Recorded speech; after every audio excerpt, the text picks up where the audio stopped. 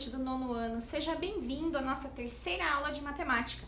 Eu sou a professora Sueli e eu estarei com você nessa caminhada. Vamos lá? Bom, para a aula de hoje, o que você vai precisar? Você vai precisar dos materiais que você já usa normalmente, né? Caderno, folha para anotação, lápis, borracha, caneta, e sempre é bom você ter em mãos uma régua.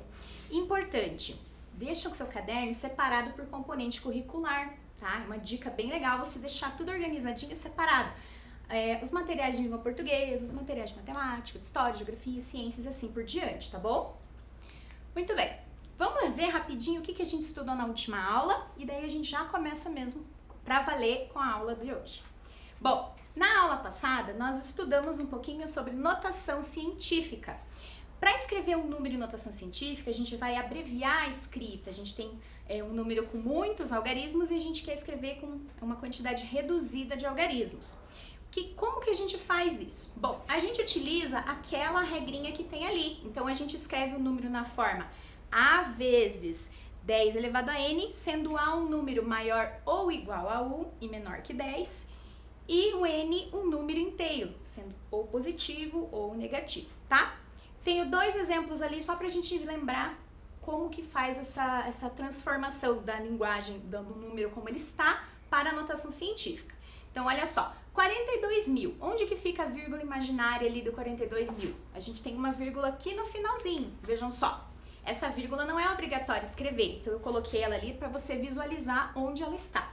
Agora, a gente vai deslocar a vírgula de tal forma que o nosso número fique dentro desse intervalo aqui, tá? Então, desloquei uma casa decimal para a esquerda, mais uma, parei aqui, ó.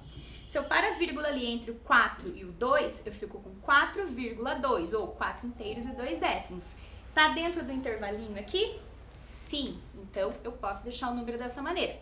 Mas lembrem o seguinte, lá na notação científica, o que acontece? Quando a gente desloca a vírgula para a esquerda, a gente está diminuindo o número. Então, lembram que eu falei aquela vez lá de dividir por 10 e multiplicar por 10 para não alterar o número que a gente está trabalhando? Então, é isso que eu vou fazer aqui. O que vai acontecer com a minha potência de base 10? A minha potência de base 10 vai ter um expoente positivo. Porque como eu desloquei a vírgula para a esquerda, para a gente consertar aqui o dividir por 10 e multiplicar por 10, ou dividir por 100 e multiplicar por 100, eu preciso que o meu expoente seja positivo, tá? Então, na notação científica acontece desta maneira. Vejam o segundo exemplo. A minha vírgula eu vou deslocar para a direita. Então, ó, uma casa, duas, três, 4 casas também. Parei ali entre o 1 e o 6, 1 inteiro e 6 décimos. Por quê? Porque esse número vai ficar dentro do nosso intervalo. Se eu deslocasse mais uma casa, ia ficar 16, ia passar do 10. Então, não pode. A nossa potência de base 10, então tem a base 10 e o expoente, nesse caso, vai ser um número negativo por conta daquilo que eu falei para vocês, multiplicar e dividir, tá? Então, aqui, sempre que eu for escrever um número em notação científica, se eu desloquei a vírgula para a esquerda, o meu expoente fica positivo. Se eu desloquei a vírgula para a direita, o meu expoente vai ficar negativo, certo? Bom, então agora você pega lá o seu caderno e você vai registrar as informações da aula de hoje. Então, coloca a data, aula 3, equações do primeiro grau. Então, eu vou dar um tempinho para você fazer esse registro e a gente já continua.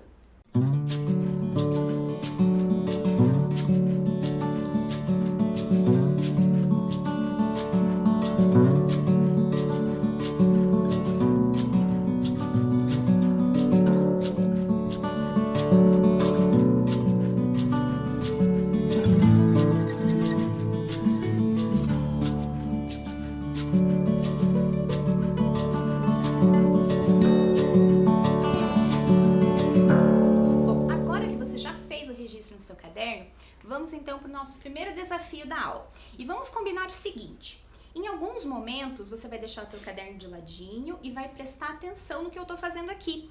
Em outros momentos, aí sim, você pega seu caderno e faz os registros, tá? Não precisa ficar apavorado, querendo copiar tudo. Fica tranquilo que vai dar tudo certo, tá bom?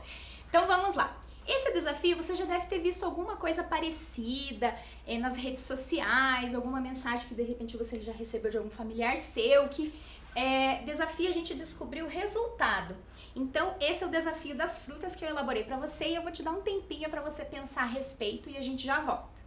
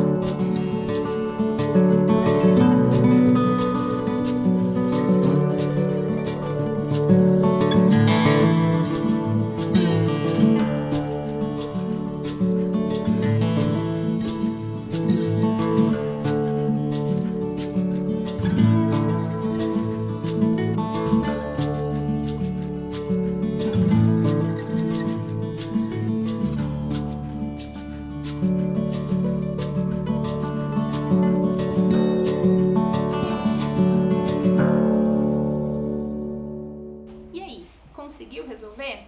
Conseguiu descobrir o segredo ali, o mistério para desenvolver, para resolver o nosso desafio? Então venha comigo aqui, acompanhe. Então olha só, lá na primeira linha nós temos 3 maçãs, é a mesma fruta, o mesmo tamanho, são frutas iguais. Se o resultado dessas 3 maçãs, a primeira mais a segunda mais a terceira está dando 15, quanto será que vale cada maçã? Bom, provavelmente você deve ter feito isso aí e você descobriu que vale 5, então cada maçãzinha vale 5. Muito bem, na segunda linha, se a maçã vale 5 e o total é 21, eu preciso descobrir quanto que falta ali para 21 para eu completar o valor das bananas. Então, para dar o 21, tá faltando quanto? Deixa eu ver. 5, 6, 7, 8, 9, 10, 11, 12, 13, 14, 15, 16, 17, 18, 19, 20, 21. Nossa, professora, contando nos dedos? É uma forma de contagem. Se você precisa contar nos dedos, não tem problema, não tenha vergonha disso, tá? É importante que você consiga entender o que você está fazendo. Então, falta 16. Como eu tenho um cacho de bananas mais outro cacho de bananas, quer dizer que cada um deles vale 8. Porque 5 mais 8 mais 8 dá 21. Legal. Agora, olha na outra linha. Se o cacho de banana vale 8, quando eu vou subtrair a pera ou as peras, bastante atenção aqui porque são 2, o resultado deu 2. Bom, se eu tenho 8, eu tiro um valor e a resposta é 2, quanto que eu subtraí então?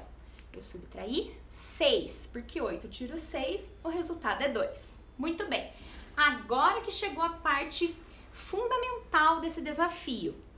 Nesses desafios, às vezes parece que é tão simples, é tão direto, mas tem algumas pegadinhas envolvidas, então você precisa prestar atenção aos detalhes. Então veja só, a maçã vale 5, tranquilo, vale 5. Mas e a pera lá no começo? Observem, aqui nós temos 2 peras, aqui a gente só tem uma. Bom, se a gente tinha 2 e valia 6, quando a gente só tem uma, a gente tem a metade, e a metade de 6 é 3. Muito bem. Ah, então é tranquilo, é só colocar 8 aqui e continuar resolvendo feliz da vida. Pera lá. Observe a quantidade de bananas que tem nos cachos de banana aqui da segunda linha, da terceira linha e da quarta linha. É a mesma quantidade? Não é não. Observa lá. Aqui eu tenho 3 bananas, nos outros eu tinha 4. Então agora a gente precisa descobrir o valor de cada banana para saber qual é o valor que vem aqui. Bom, se cada cacho de banana equivale a 8, quer dizer que cada bananinha dessa aqui vale 2. 2, 4, 6, 8. Automaticamente, se eu tenho 3 bananas aqui, cada uma valendo 2, nós temos o número 6. Legal, né? Aí é só resolver e pronto, acabou? Calma aí que tem mais um detalhezinho muito importante que você não pode esquecer. Então até vou escrever aqui do ladinho, ó. Observe, a gente tem uma adição e uma multiplicação. Lembra que eu falei na outra aula que um ponto só é multiplicação. Então, eu tenho uma adição e tenho uma multiplicação. O que eu resolvo primeiro? Na ordem das operações, a multiplicação que tem a preferência. Então, primeiro eu faço a multiplicação e depois eu faço a adição. Então, muito cuidado em relação a isso. Qual é a dica, qual é a sugestão? Copia lá o número que você não utilizou, resolve a multiplicação e depois resolve a última operação, tá? Então, fica 6 vezes o 5 que dá 30, depois soma como 3, a resposta do desafio é 33. Legal, né? Dá bastante discussão, assim, em grupos das redes sociais e tudo mais. Às vezes tem aqui outros desafios com outros elementos, é bem bacana, é bem legal. Mas por que será que eu comecei a aula com isso? Bom, eu quero que você observe o seguinte. Vocês estão vendo essa primeira linha aqui, que era a linha das maçãs? 3 maçãzinhas iguais? Pois é. A gente resolveu, a gente descobriu que o valor desconhecido da maçã era 5. Mas dava para resolver de outro jeito? Claro que sim. A gente podia chamar de M ou qualquer outra letra que a gente quisesse. Essas maçãs aqui estão representando um valor que a gente não conhece. Quando a gente resolveu essa primeira linha, na verdade a gente resolveu uma equação. Então vamos conversar melhor sobre equações. Então olha só, eu vou resolver essa daqui e depois eu vou detalhar melhor cada passo. Então acompanha comigo, tranquilo, com calma, que você vai ver que vai dar tudo certo. Então vejam só, quantas maçãs eu tinha mesmo na primeira linha? 3 maçãs. Se eu tinha 3 maçãs e eu tenho 3 letrinhas M aqui, então ao todo eu tenho 3M. E são uma maçã, mais uma maçã, mais uma maçã, então eu tenho 3 maçãs. Ah, professora, mas lá na escola eu aprendi que era com X. Sim, geralmente a gente usa X, Y, Z também aparece bastante, mas a gente poderia utilizar qualquer outra letra. Por isso que eu fiz com o M de propósito, que eu coloquei ali o M de maçã, mas poderia ser qualquer letra, tá? Como que a gente resolve isso aqui? Bom, eu tenho 3M igual a 15, mas eu não quero saber o valor de 3 maçãs. Eu já sei que dá 15, eu quero saber o valor de uma maçã. Então, o que eu vou fazer? Bom, se eu dividir dos dois lados, os dois membros, por 3, olha o que acontece. 3 dividido por 3 vai dar 1. 1M, uma maçã. 15 dividido por 3 vai dar 5. Então, M é igual a 5, que foi o que a gente resolveu aqui em cima, usando lá o nosso desafio. Legal, né? Então, quando você resolver um desafio desse, lembra que você está resolvendo equações também. Tá, então agora observem essa outra situação aqui, essas duas situações. A primeira situação a gente já fez, que são lá as maçãzinhas, que a gente descobriu que cada uma vale 5. Tá, mas e essa situação aqui? Essa situação eu consigo dizer o valor de cada maçã? O que vocês acham? Será? Veja bem, na primeira situação eu tenho uma igualdade aqui, ó, igual a 15. Então eu consigo descobrir o valor desconhecido, o valor que cada maçã representa. Agora, na segunda situação, eu não tenho uma igualdade. Então o valor da minha maçã pode ser qualquer número. E os números são infinitos, então é muita possibilidade. Então, vejam como é muito importante esse detalhe, que parece só um detalhezinho, mas é muito importante. Nessa situação a gente tem a igualdade e a gente tem uma outra informação aqui. Na segunda situação, não. Então, tem que tomar muito cuidado em relação a isso. Essas duas situações representam coisas um pouquinho diferentes. A primeira a gente chama de equação e a segunda a gente chama de expressão algébrica. Logicamente que a gente não vai usar com desenhos. Eu estou mostrando com imagens para ficar mais fácil para você compreender. Então, a primeira, que a gente representa como equação, que a gente chama de equação, nós utilizamos lá as letras, nós utilizamos alguns elementos que eu já vou detalhar um pouquinho melhor, mas você tem que lembrar que, e na expressão algébrica a gente também utiliza as letras, veja, eu só fiz a tradução, tá? Aspas aí, a tradução. Eu passei dessa linguagem simbólica para uma linguagem algébrica, uma linguagem simbólica para uma linguagem algébrica. Eu escrevi em termos matemáticos. Lá na primeira, a letrinha da primeira situação a gente chama de incógnita. Então, quando a gente tem uma equação, o termo desconhecido nessa equação a gente chama de incógnita. Já na expressão algébrica, a gente chama esse termo desconhecido de variável. Por quê? Porque a incógnita eu consigo determinar o valor que ela tem, justamente porque tem essa igualdade aqui, essa informação depois. Já na expressão algébrica eu não tenho mais informações, então essa letra que tem aqui, ela vai variar, ela pode ter várias respostas, vai depender das informações que eu der depois. Então, por isso que a gente faz essa diferenciação, tá? Outra coisa bem importante. Quantas incógnitas estão aparecendo aqui? 3 incógnitas? Não. Tem uma incógnita, que é a letra M, que está aparecendo 3 vezes, mas é uma incógnita só. Quando a gente fala a quantidade de incógnitas que tem em uma equação, a gente está falando de letras diferentes porque representam valores diferentes. Aqui é a mesma letra porque está representando o mesmo valor, só que eu escrevi ela mais de uma vez, tá bom?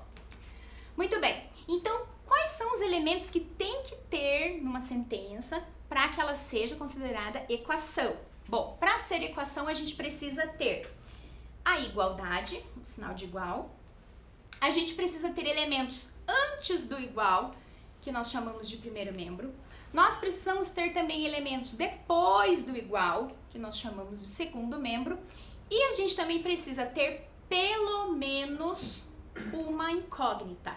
Veja bem, pelo menos uma. Eu poderia ter 2, 3, 4, poderia ter quantas incógnitas eu quisesse.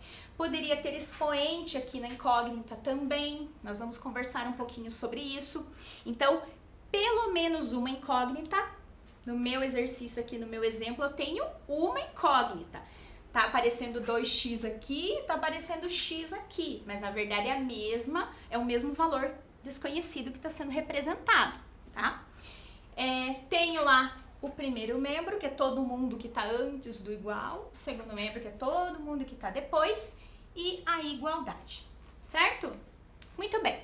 Então agora você vai pegar o seu caderno, vai fazer esse registro e vai tentar resolver aí. Então, assinale sentenças matemáticas que representam equações. Então lembra lá que para ser equação tem que ter a igualdade, primeiro membro, segundo membro e pelo menos uma incógnita. Vou dar um tempinho e a gente já volta.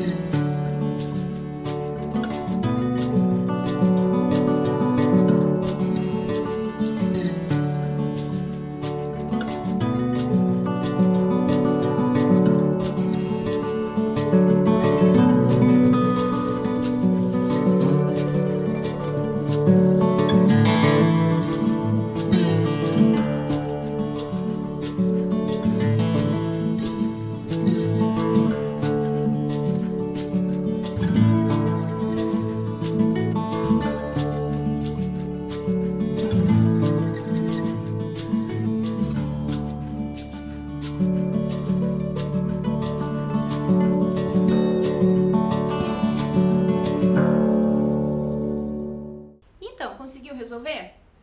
Vamos conferir? Então, olha só. Lá na letra A, será que é uma equação? Veja só.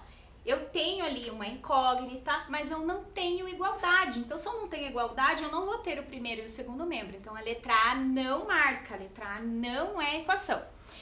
A letra B, nós temos a igualdade, nós temos o primeiro membro, nós temos o segundo membro e também nós temos uma incógnita. Então, a letra B é equação sim. Olha lá a letra C. A letra C tem a igualdade? Tem a igualdade. Tem primeiro membro? Tem. Mas, professora, pode ter só um número lá em um dos membros? Sim, não tem problema nenhum. Mas tem que ter alguma coisa, tem que ter algum elemento ali. Pode ser um número, pode ser número e uma incógnita, mas tem que ter uma informação ali. Então, tem a igualdade, tem primeiro membro, tem segundo membro e tem pelo menos uma incógnita, portanto, a letra C também é equação. Marca lá a letra C. A letra D, será que é equação? Vamos ver. Tenho a igualdade, tenho o primeiro membro, tenho o segundo membro. Nossa, prof, mas pode ter zero no segundo membro? Pode. Pode ter sim. E tem a incógnita? Tem também. Ué, mas pode ter incógnita com um expoente assim? Pode. Pode sim. E esse tipo de equação, ela recebe um nome especial. Esse tipo de equação aqui é o que a gente chama de equação do segundo grau. Por que é uma equação do segundo grau? Porque quando a gente olha os expoentes das incógnitas, o maior expoente da incógnita é o que vai determinar o grau da equação. Então, lá na letra B e na letra C, nós temos equação do primeiro grau, porque o expoente aqui, ó, é 1. Ué, mas não tem nada ali, professora. Como que o expoente é 1? Porque quando o expoente é 1, nós não precisamos escrever, porque todo número elevado a 1 é o próprio número, é a própria base. Então, a gente não precisa escrever o expoente. Então, letra B e letra C, além de ser uma equação, é uma equação do primeiro grau. Na letra D, nós temos uma equação do segundo grau. E essa equação aqui nós vamos estudar. Mais pra frente, a gente vai estudar com mais carinho esse tipo de equação. E na letra E, temos equação? Vamos lá. Igualdade está aqui, primeiro membro também, segundo membro também e pelo menos uma incógnita. Então, a letra E também é uma equação. E a letra F? Bom, tem a igualdade, tem primeiro membro, tem segundo membro, mas o que está faltando para a letra F ser uma equação? Não tem incógnita. Então, a letra F não é equação, portanto, a gente não marca a letra F. Certo? Então, vamos dar continuidade. Olha lá, para a gente resolver algumas situações utilizando as ideias de equação, a gente precisa aprender a fazer a representação algébrica dessas situações. Então, o que é isso? Algumas situações estarão escritas em língua portuguesa, né, usando frases, enfim, e nós precisamos representar essas informações usando a linguagem da matemática, que a gente chama de linguagem algébrica. Então, a gente precisa fazer essa tradução da linguagem da língua portuguesa para a matemática. Então, quando aparecer escrito em algum lugar assim, um número, você sabe que número é esse? Não sabe, né? Então, você vai utilizar uma letra para representar esse número. Poderia representar ele usando maçã? Poderia. Mas já imaginou o trabalho que você ia ter para ficar fazendo cada desenho? Porque daí os desenhos teriam que ser iguais. Então, veja, a gente utiliza as letras para fazer essa representação, porque a gente ganha tempo na hora de fazer os nossos cálculos e investigar ali as possibilidades. Então, um número a gente representa com a letra.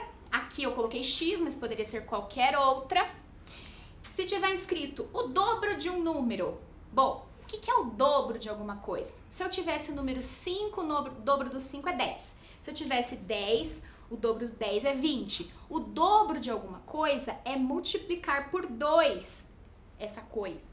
Então, se o meu número desconhecido eu chamei de x, então o dobro de um número desconhecido é 2x. E aqui nós temos duas maneiras de fazer. A gente pode escrever assim, usando o ponto, mas normalmente nós vamos utilizar essa forma contraída aqui, que é mais rápida para a gente representar. Então, observe, 2x tem um ponto que está invisível aqui que representa a multiplicação, tá bom? O mesmo acontece com o triplo, com o quádruplo, com o quíntuplo de um número, tá? Só vai mudar número aqui na frente, tá bom? Metade de um número. Como é que eu represento metade de um número utilizando a linguagem algébrica? Bom, metade de 10, 5. Metade de 100, 50. Metade de um número que eu não sei quem é, que eu chamei de x, é esse número dividido por 2. Que nós também temos duas maneiras de representar. Você pode representar com a fração ou com os dois pontinhos da divisão. Tanto faz. Normalmente, nós vamos utilizar esta primeira representação aqui, na forma fracionária, tá? Ah, e a mesma coisa acontece aqui quando a gente está representando a terça parte, a quarta parte, a quinta parte. Então, sempre lembra lá que eu estou falando de uma divisão e eu posso escrever na forma de fração, certo? Próximo exemplo, 30% de um número. A gente sabe que número é esse? Não. Então, a gente vai representar 30% desse valor. Como será que a gente faz isso? Então, veja só. O que é o 30% de um número? Então, a gente não sabe que número é esse. Então, a gente vai calcular 30% de x, que é o nosso número desconhecido, tá? Como que a gente faz isso? Bom, 30% de alguma coisa ou de algum valor é 30% vezes esse valor. Mas esse 30% aqui, ó, nós podemos representar de outra maneira. 30% é 30 sobre 100. 30% é 30 sobre 100. Repete lá o vezes x. E o que a gente faz agora com essa fração? Nós podemos simplificar a fração. Lembra lá? Simplificar uma fração, deixá-la irredutível, é você dividir numerador e denominador pelo mesmo número. Nesse caso aqui, eu posso dividir por 10. Se você lembra que dá para cancelar aqui um zero de cima com um zero de baixo, ou um zero do numerador com um zero do denominador, tudo bem. Por que isso aqui pode acontecer? Porque na verdade eu estou fazendo 30 dividido por 10, que dá 3. E 100 dividido por 10, que dá 10. Por isso que eu posso fazer esta forma de simplificar, tirar o último zero. Mas se você se confunde, não esquece que a gente está fazendo uma divisão, tá? 3 décimos de x. A gente pode representar dessa forma o 30%, porque aqui não dá para simplificar mais. A gente pode representar desta forma, 3x sobre 10. Ou ainda, a gente pode representar como 3 décimos de x. De onde que saiu isso aqui? Eu peguei o 3 e dividi por 10. Lembra lá que nós vimos na última aula que a gente fez a divisão por 10? Então, se eu tenho lá o 3, a vírgula do 3 tá aqui no finalzinho. Eu vou dividir por 10. Então, eu vou andar, vou deslocar a vírgula uma casa, porque o 10 tem um zero só. Então, eu vou deslocar a vírgula uma casa para a esquerda. Essa vírgula não pode ficar sozinha, soltinha, coloco o zero na frente, 0,3 ou 3 décimos. E lembra só, 3 décimos é a forma como a gente lê esse número, 3 décimos é a forma como a gente lê esse outro número. Então, existem 3 maneiras de representar o 30% de um número. Olha lá, o 3 décimos de x, ou 3x sobre 10, ou 3 décimos de x usando a linguagem decimal. Então, agora é a sua vez. Pega lá seu caderno, anote lá o enunciado e escreva a letra A e a letra B utilizando a linguagem algébrica e a gente já volta.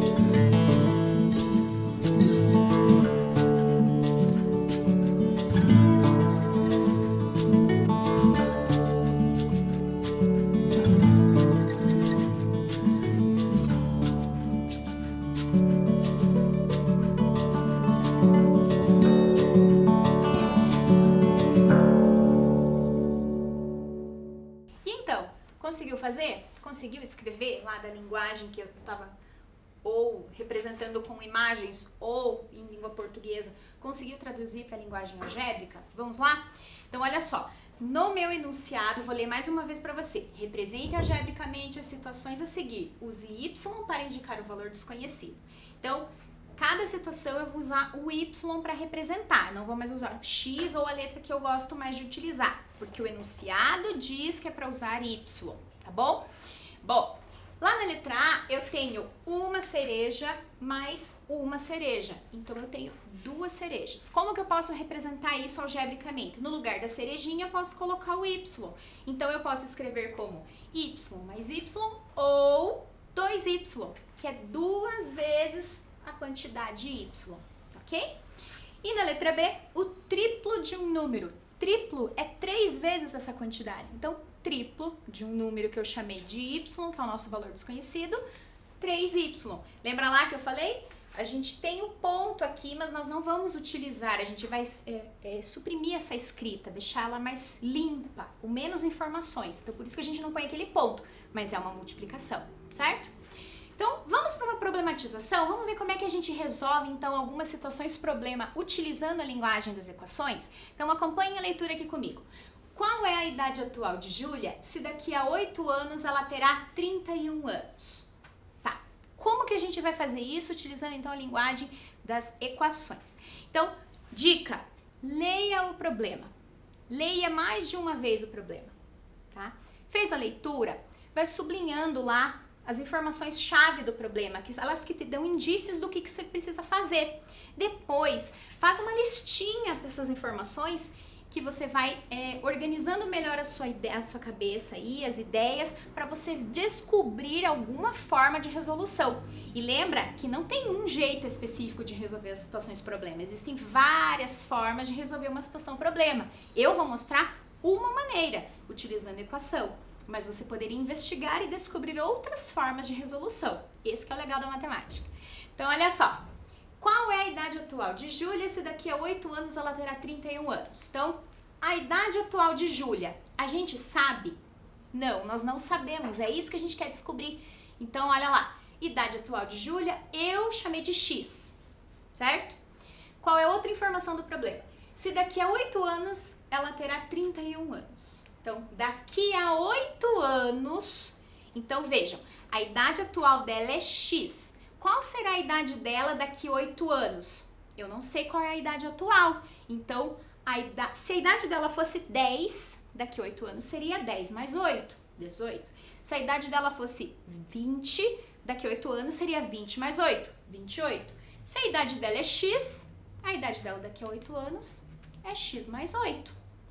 Tudo bem? Próxima informação. Então, se daqui a 8 anos ela terá 31. Então, quer dizer que daqui a 8 anos ela vai ter 31. Muito bem. Se fosse assim, daqui a 8 anos ela terá 28 anos. Então, ela tem 20 mais 8, terá 28. Mas a idade dela é X. Daqui a 8 anos, X mais 8. Isso vai ser igual a 31, que é a informação que o problema nos trouxe. Então, essa que é a nossa equação. X mais 8 igual a 31. E como que a gente resolve uma equação? Porque eu falei várias informações para vocês sobre equações, mas eu não disse como que resolve. Então, vamos relembrar como é que a gente resolve uma equação? Para resolver a equação, a gente tem que sempre deixar na nossa cabeça que a gente precisa isolar a incógnita. O que é isso? É deixar a incógnita sozinha em um dos membros. Tanto faz se você vai isolar a incógnita no primeiro membro ou no segundo membro. Geralmente, a gente deixa a incógnita isolada no primeiro membro e vai realizando as operações. Outra informação muito importante. Quando a gente está fazendo esse processo de deixar a incógnita sozinha, a gente utiliza a operação inversa das outras operações que nós temos. Então, vejam só. Lá no primeiro membro, eu preciso tirar o mais 8 daqui. Só que eu estou somando 8. Então, quando eu vou trazer o 8 para o segundo membro, a gente utiliza a operação inversa da adição. Qual é a operação que desfaz uma adição? Qual que é o contrário de uma adição? É a subtração. Então, se aqui eu estou somando 8, quando eu vou para o segundo membro, eu vou subtrair 8. Então, a gente reescreve a equação assim, ó. X, que ficou aqui sozinho, igual a 31 menos 8. Agora, na próxima linha, o que nós vamos fazer? Bom, vamos resolver esses números que nós estamos aqui para calcular. 31 tiro 8, 23. 23 o quê? Se eu tô falando que X é a idade atual da Júlia, automaticamente a minha resposta, que é X, é a idade dela, 23. Resposta do problema, a idade atual de Júlia é 23 anos. Certo? Conseguiram entender um pouquinho melhor? Então agora é a sua vez. Pega lá seu caderno, anota lá a situação problema, leia com atenção, grife as informações importantes, monte uma equação e resolva. A gente já volta.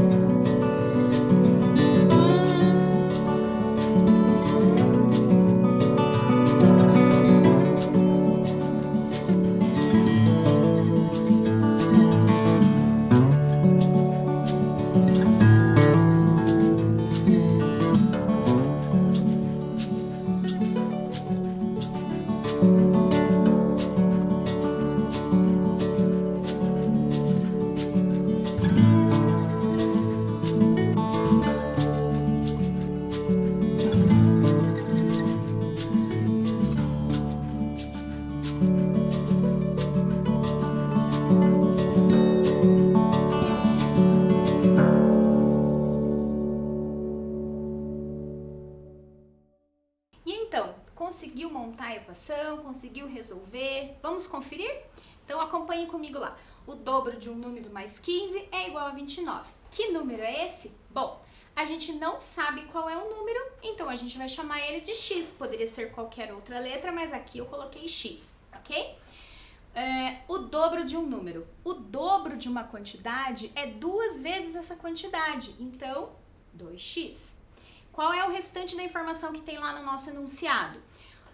O dobro de um número mais 15. Então, o dobro de x, 2x, mais 15. Então, o dobro de um número mais x é mais 15, 2x mais 15. E tudo isso é igual a 29. Então, é igual a 29, que a gente já vai escrever a equação lá. O dobro do x, que é o número que a gente está querendo achar, mais 15 igual a 29. Agora a gente vai resolver essa equação. E como que faz isso? Bom, a gente precisa deixar a incógnita isolada em um dos membros. O que é isso? É deixar ela sozinha. Então a gente precisa seguir alguns procedimentos, um passo a passo. Então, sempre que você precisa deixar a incógnita sozinha, o último número que você vai se preocupar é o que está juntinho com ela. Então, primeiro você tira todos os outros números que não têm incógnitas, tá? Então, nesse caso, vejam só, no primeiro membro nós temos o mais 15, então eu vou tirar o mais 15 do primeiro membro para deixar o 2x sozinho. E como que eu tiro lá o mais 15 do primeiro membro? Eu vou usar a ideia da operação inversa. A operação inversa de somar 15 é subtrair 15. Então, na segunda linha, como que a gente escreve? 2x igual a 29 menos 15. Resolvemos lá aquela subtração, fica 2x igual a 14. Agora, nesse momento, a gente já tem aqui separadinho incógnita no primeiro membro e quem não tem incógnita no segundo membro. Mas eu ainda tenho esse 2. Como que eu faço para tirar o 2 dali para eu continuar com a minha resposta x igual a alguma coisa? Eu preciso usar a operação inversa também. E qual era a operação que tinha aqui mesmo, que eu falei que a gente não coloca o símbolozinho, mas ela está ali? É uma multiplicação. Então, a operação inversa da multiplicação é a divisão. Então, nós vamos dividir por 2. Então, fica assim, ó. X igual a 14 dividido por 2. 14 dividido por 2, metade de 14, 7. X é igual a 7. Então, a resposta do problema, o número é 7. Se você quiser, você pode voltar aqui e conferir. O dobro de um número, 2 vezes 7, 14. Mais 15, 14 mais 15, dá 29. O dobro de um número mais 15 é igual a 29. Deu certo? Então, quer dizer que você encontrou a resposta certa. Certo? Vamos então para as nossas perguntinhas finais para a gente relembrar tudo que a gente viu na aula de hoje? Então, olha lá. Verdadeiro ou falso? 3x² mais 2x igual a 5 é uma equação? Vamos lembrar. Para ser equação, precisa ter a igualdade, elementos no primeiro membro, elementos no segundo membro e pelo menos uma incógnita. Nós temos essas informações todas ali? Temos. Então, 3x² mais 2x igual a 5 é uma equação, então, verdadeiro. E mais, se a gente perguntasse o grau dessa equação, essa equação seria do segundo grau. Próxima perguntinha. Na equação 5x mais 40 igual a x menos 10, o segundo membro é... Então, lembra lá, primeiro membro é todo mundo que está antes do igual, o segundo membro é todo mundo que está depois do igual. Como a gente quer saber o segundo membro que nós temos é o x menos 10, que é lá a letra D. E a nossa próxima questão, assinale a alternativa que contém a raiz da equação x mais 10 igual a 45. O que é raiz de uma equação? Quando a gente resolve uma equação, a gente pode dizer que a gente quer encontrar a solução da equação, a resposta da equação, a raiz da equação. Então, sempre que aparecer essa palavrinha perguntando a raiz, eu não estou falando de raiz quadrada, nada disso. Eu estou dizendo que eu quero encontrar a resposta daquela equação. Eu quero achar o x que deixa essa equação aqui verdadeira.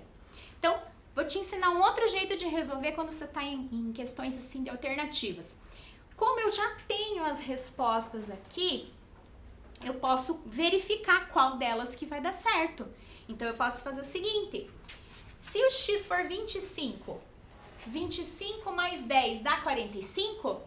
Não dá, então essa não é a resposta.